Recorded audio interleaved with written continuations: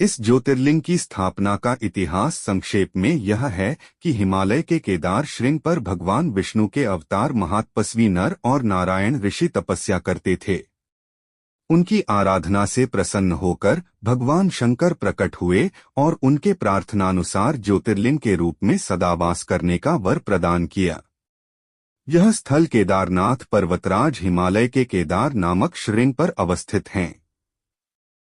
पंचकेदार की कथा ऐसी मानी जाती है कि महाभारत के युद्ध में विजयी होने पर पांडव भ्रातृहत्या के पाप से मुक्ति पाना चाहते थे। इसके लिए वे भगवान शंकर का आशीर्वाद पाना चाहते थे, लेकिन वे उन लोगों से रुष्ट थे। भगवान शंकर के दर्शन के लिए पांडव काशी गए, पर वे उन्हें वहां नहीं मिले। वे लोग उन्हें खोजते हुए हिमालय तक आ पहुंचे। भगवान शंकर पांडवों को दर्शन नहीं देना चाहते थे, इसलिए वे वहां से अंतर्ध्यान होकर केदार में जा बसे।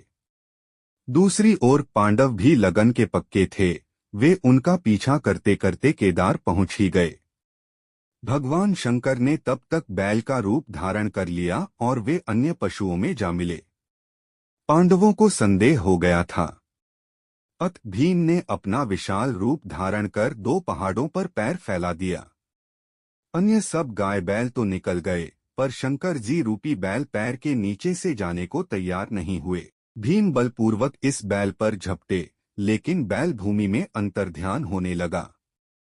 तब भीम ने बैल की त्रिकोणात्मक पीठ का भाग पकड़ लिया। भगवान शंकर पांडवों की भक्ति, दृढ़ संकल्प देखकर प्रसन्न हो गए। उन्होंने तत्काल दर्शन देकर पांडवों को पाप मुक्त कर दिया।